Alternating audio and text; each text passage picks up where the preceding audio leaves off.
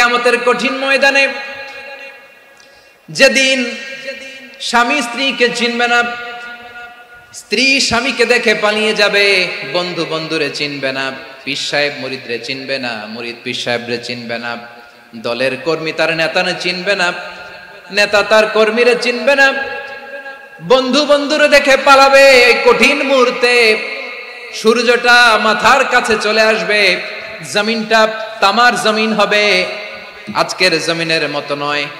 মানুষ ঘর্মাক্ত, ক্লান্ত, শ্রান্ত মাথার মগজগুলো কানের ছিদ্র আর নাকের ছিদ্র দিয়ে বেয়ে বেয়ে পড়বে। বিশ্বনবী ফরমান, ময়দানে 7 শ্রেণীর ব্যক্তিকে রব্বুল আলামিন তার আরশের নিচে ছায়া দিবেন। তার মধ্যে প্রথম শ্রেণীর ব্যক্তি হলো ইমামুন আদিল। ইমামুন আদিল, ন্যায়পরায়ণ শাসক, যে ইনসাফের সাথে বিচার করে, যে জাস্টিস সমাজে সার্ভ করে, যে সুশাসন নিশ্চিত করে, ওই ইমামুন আদিল। আদিল শব্দটা বুঝছেন না? ইন্নাল্লাহা ইয়া'মুরু বিল আদল, পাইছেন? আদিল। 7 শ্রেণীর ব্যক্তিকে আল্লাহ তাআলা সুশীতল আরশের নিচে ছায়া দিবেন, যেদিন তার দেয়া ছায়া ছাড়া কোনো ছায়া থাকবে না। এর প্রথম হচ্ছে ইমামুন আদিল, ন্যায়পরায়ণ শাসক। চিল্লায় বলেন সুবহানাল্লাহ। আবার বিশ্বনবী বললেন, ইন্নাল মুকসিতিনা ইনদাল্লাহি আলা মানাবিরা মিন নূর আন ইয়ামিনির রহমান। কিয়ামতের দিন যারা ন্যায়পরায়ণ হিসেবে আল্লাহর সামনে দাঁড়াবে, কিয়ামতের দিন রব্বুল আলামিন তার আরশের ডান দিকে ওই ন্যায়পরায়ণ লোকদের জন্য আরশের ডান দিকে একটা নূরের মিম্বারে তাদেরকে বসার সুযোগ করে দিবে। আল্লাহর আরশের ডান দিকে ন্যায়পরায়ণ লোকদের জন্য আল্লাহ তাআলা নূরের মিম্বার বানাবে। 4টে কেন কথা মনে করেছেন? আল আদাল, জাস্টিস। ইন্নাল্লাহা ইয়া'মুরু বিল আদল। আল্লাহ তাআলা এই আদালতের নির্দেশনা দেয়, সুবিচার, সুশাসন। প্রিয় ভাইয়েরা, এটা আমরা বাংলাদেশে চাই কি চাই না?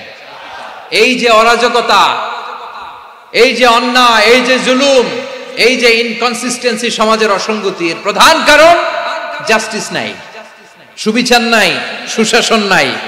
শেষবারের মতো আওয়াজ করে বলেন তো, আমরা বাংলাদেশে আদল চাই কি চাই না? তাহলে প্রথম নির্দেশনা শেষ। আল্লাহ তাআলা তোমাদেরকে আদলের আদেশ দেন। এরপরে আল্লাহ বললেন, আমি তোমাদেরকে ইহসানের আদেশ দেই। ইন্নাল্লাহা ইয়া'মুরু বিল আদলি ওয়াল ইহসান। আমি তোমাদেরকে যেমনি আদলের নির্দেশনা দেই, তেমনি ভাবে তোমাদেরকে ইহসানের নির্দেশনা দেই। ইহসান, আওয়াজ করে সবাই বলেন তো ইহসান। সবাই বলেননি, সবাই বললে এতটুকু আওয়াজ হবে আমি বিশ্বাস করি না। আওয়াজ করে বলুন আল ইহসান। ইহসান মানে কারো প্রতি সফট হার্টেড হওয়া, মহানুভব হওয়া, অনুগ্রহ পরায়ণ হওয়া, অনুগ্রহশীল হওয়া, একে অপরের প্রতি দয়াদ্র হওয়া। একে অপরের প্রতি দয়াদ্র, অনুগ্রহশীল হওয়া ছাড়া মানবিক সমাজ কশিনকালেও গঠন করা সম্ভব না। প্রিয় ভাইয়েরা, সুন্দর আচরণ দিয়ে, ইহসান দিয়ে যা জয় করা যায়, নরম আচরণ দিয়ে যেটা অর্জন করা যায়, কঠোরতা দিয়ে সেটা পারা যায় না। বিষ্ণু ঈসা ইসলাম ইহসান দিয়ে, কোমল আচরণ দিয়ে, তার অনুগ্রহ দিয়ে তিনি অনেক কাফিরের হৃদয়কে জয় করে ফেলেছেন। সাইয়েদনা সুমামা ইবনে উসাল রাদিয়াল্লাহু তাআলা আনহুর কথা মনে পড়ে যায়। তিনি ছিলেন ইয়ামামার বাদশা। মদিনাতে বিশ্বনবীকে হত্যা করার নিয়তে এসেছিলেন। গোপনে গোপনে বিশ্বনবীকে হত্যা করে আবার ইয়ামামাতে তিনি ফিরে যাবেন। কিন্তু কি অবাক করা কাণ্ড, হত্যা করতে পারে নাই, সাহাবাদের হাতে তিনি ধরা পড়ে গেলেন। সাইয়েদনা সুমামা ইবনে উসাল রাদিয়াল্লাহু তাআলা আনহু হত্যার নিয়তে আসলেন, কিন্তু হত্যা করতে পারলেন না। সাহাবারা ওনাকে ধরে ফেললেন, ধরে মসজিদে নববীর পিলারের মধ্যে বেঁধে রাখলেন। সুমামা ইবনে উসাল, সিরাত থেকে শুনে, সিরাত থেকে শোনাচ্ছি, রাদিয়াল্লাহু তাআলা আনহু ইয়ামামার অধিপতি ছিলেন। ইয়ামামা বিশ্বনবীকে হত্যার জন্য আসছেন, ধরা পড়ে গেছেন, এখন মসজিদে নববীতে বেঁধে রাখছে, তার মানে বন্দী। এখন স্ট্যাটাস কি? বন্দী, ক্যাপটিভ। তো বিষ্ণু ঈসা ইসলাম সাহাবাদেরকে বললেন, তার খোঁজ খবর নিও, সুমামা ইবনে উসালের খোঁজ খবর নিও। সাহাবারা বলেন, ইয়া রাসূলুল্লাহ, আপনাকে হত্যা করতে এসেছে, তার তো কঠিন ক্যাপিটাল পানিশমেন্ট হওয়া দরকার, কঠিন শাস্তি হওয়া দরকার। বিশ্বনবী বললেন, না, আমি যেটা জানি তোমরা সেটা জানো না, তোমরা সুমামার সাথে ভালো আচরণ করো। বিশ্বনবী সুমামার কাছে গেলেন। প্রথম দিন যে তিনি কালেমার দাওয়াত দিলেন, ইমানের দাওয়াত দিলেন, ইসলামের দাওয়াত দিলেন, রিসালাতের দাওয়াত দিলেন, আখিরাতের দাওয়াত দিলেন। পরের দিন যে বিশ্বনবী সালাতের দাওয়াত দিলেন, যাকাতের দাওয়াত দিলেন, ইসলাম কি, কিভাবে, কেমন করে পালন করতে হয় চমৎকার আর্টিকুলেট করতে শুরু করলেন। তন্ময় হয়ে সুমামা ইবনে উসাল রাদিয়াল্লাহু তাআলা আনহু বিশ্বনবীর কথাগুলো শুনতে আরম্ভ করলো। একদিন নয়, 2 দিন নয়, টানা 3 দিন বিশ্বনবী সুমামার কাছে ইসলামকে প্রেজেন্ট করেছেন, উপস্থাপন করেছেন। আওয়াজ করে বলেন, কয় দিন? 3 দিন। 3 দিন মসজিদে নববীতে বাধা। আর সাহাবীদেরকে বললেন, তার খোঁজ খবর নিও, তোমরা যে রুটি বানাও এর মধ্যে সবচেয়ে ভালো আটার রুটিটা তারে দিও, সবচেয়ে রিফাইন্ড খেজুর, যেটা পিওর খেজুর, এটা তারে দিও। আর বিশ্বনবী নিজের উট থেকে দুধ দহন করে ওনার বাড়ির এক কর্মচারীকে বলেছেন, দুধ দহন করে সুমামার জন্য নিয়ে যেও। সুবহানাল্লাহ পড়বেন না? সবাই তো অবাক, ইয়ামামা থেকে আসছে নবীকে হত্যা করতে, বিশ্বনবী দেখে তারে জামাই আদর করে, তাকে মজার মজার খাবার দিও, দুধ দিও, আদর আপ্যায়ন করো। একদিন নয়, 2 দিন নয়, টানা 3 দিন বিশ্বনবী এভাবে সুমামার কাছে যেয়ে ইসলামকে প্রেজেন্ট করতে আরম্ভ করলেন, ইসলামকে উপস্থাপন করতে শুরু করলেন।